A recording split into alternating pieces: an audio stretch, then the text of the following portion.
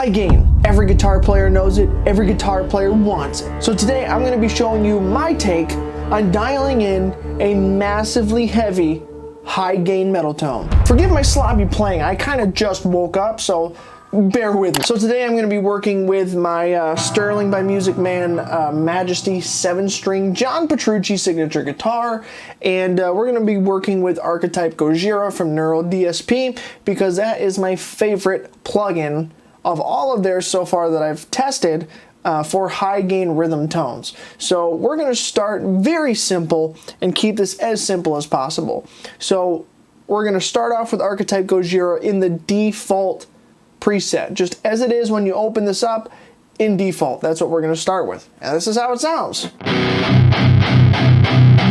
It's already pretty chunky and almost there in a way. However, it's very flubby, not quite the tone I'm looking for. So I'm going to break this up into two different tones, and you'll see why by the end of this video, so stick around to watch them both. The first tone is going to be a more traditional, old school, scooped kind of tone. Basically what that means is you've got your low, your mid, and your highs, and you're going to scoop out the mids, right? The mids are going to be chunked out so that you have a lot more low end and high end and a little less of the mids, and that's kind of a classic metal tone. So we're going to kind of do that. So what we're going to do is go into the app here, and we got everything pretty much in a noon 12 o'clock position for the most part.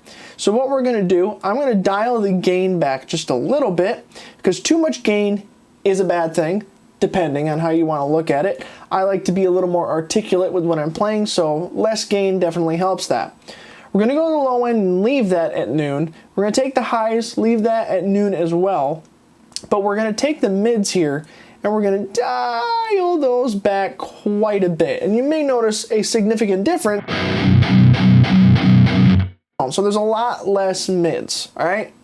So we're not going to mess with any of the other parameters just yet, because now we need to add the introduction of a tube screamer. So we're going to go into the pre-section of the plugin here, and we're going to turn on this overdrive, all right? And we're going to crank this level all the way up to the top. Tone, we're going to probably leave around there, but I usually like to keep it near the higher zone to give it a more modern-ish chunk to it, even though this is traditional. You don't want it too flubby and too bassy. So we're going to jump back over to the amplifier and see how it sounds now. Ooh, that's even getting there. Most of the way there. So what we're going to do actually is I'm going to dial up the high end just a little bit more, and I'm going to crank the presence just a little bit more.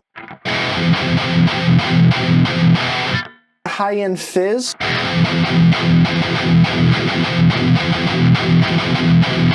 And I'm actually going to go to the depth, which gives you a lot of that low end resonance, like when you... So I'm going to dial that back just a little bit, right?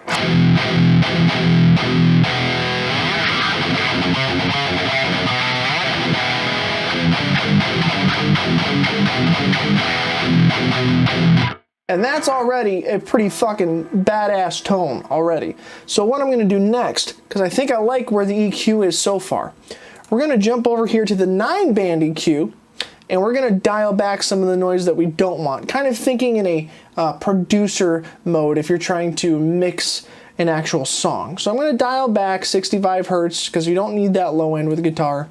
And I'm going to dial back 125 a little bit. I'm going to dial back the 16K just a tad bit to get rid of some of that more fizzy high end that's unpleasant. We're on a really, really good start.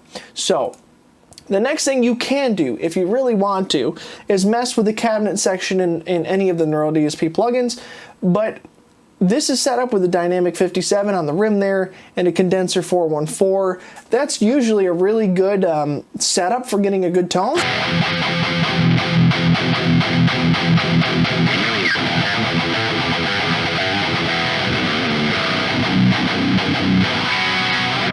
That's already a good start. And the only thing that I would say you could do different is maybe go for a ribbon mic instead.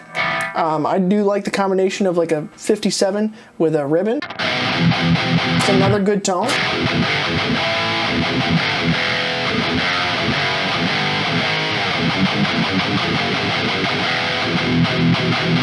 it's still a good tone.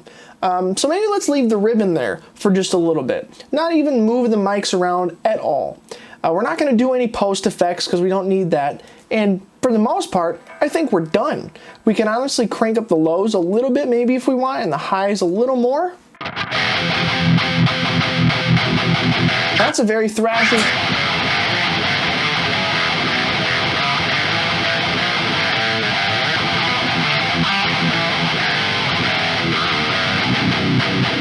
Very thrashy, chunky, old school type of metal tone. And there you have it. You've got a really good, old school, traditional type, mid-scooped, high gain tone.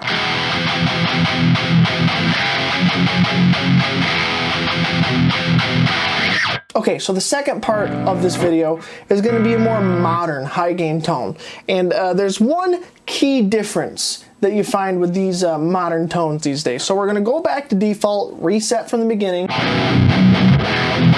back to the flubby tone, and we're going to go to the tube screamer, and we're going to turn that overdrive on, crank the level, leave the tone the same, go back to the amp, and again, I'm going to dial back the gain quite a bit more. Because that tube screamer, that overdrive, is already going to give you a good amount of push and saturation. Because you want to be able to be like articulate with what you're playing. You don't want it to all sound like mush. The big key difference with more modern tones is the mids. Right? Remember in the old school traditional tone that we were doing in the beginning of this video where we scooped most of those mids out?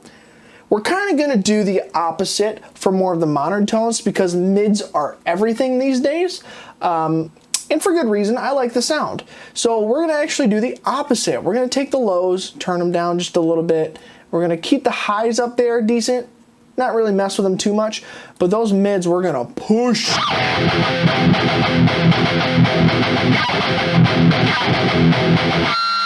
Right?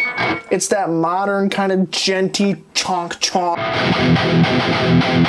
tone. And that's really the biggest key difference is just how you mess with the mids, and maybe even crank the mids even higher if you want.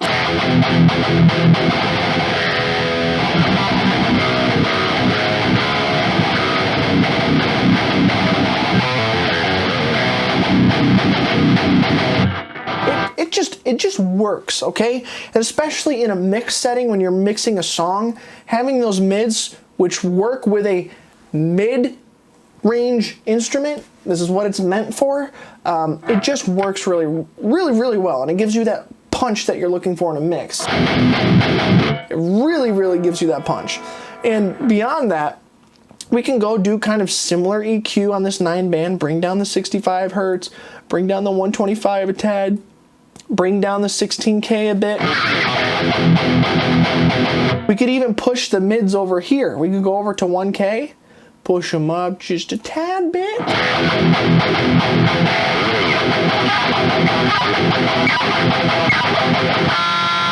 And you've got that kind of jaunty, chunky, like clanky guitar tone.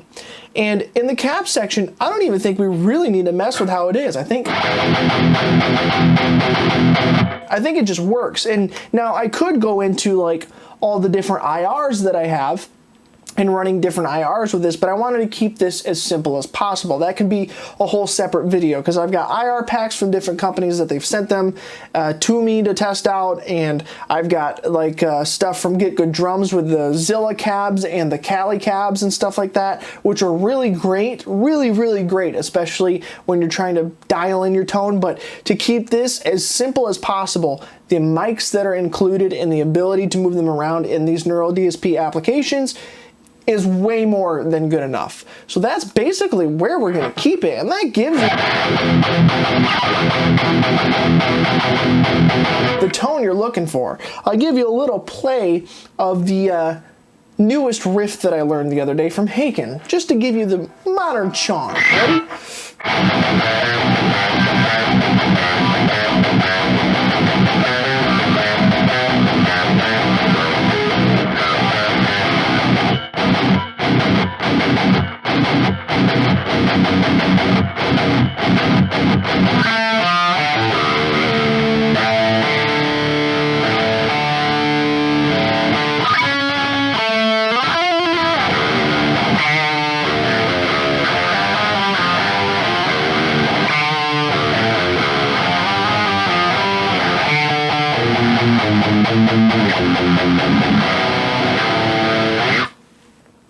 And if you're really working with some really like djenty periphery Gojira type of tones, to get that clank, I find having the gain turned down really helps.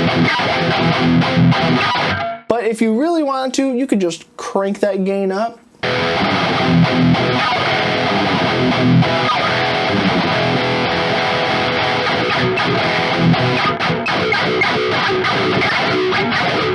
And get all the pick scrapes that you want.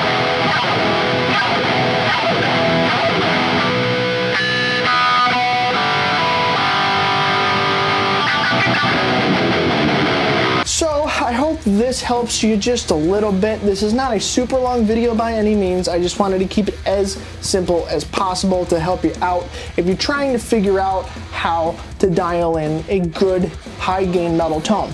And although I'm using the Archetype Gojira for this video specifically, you can apply this to all sorts of other plugins. The concept still stays relatively the same. The biggest difference in tone isn't going to be amp to amp.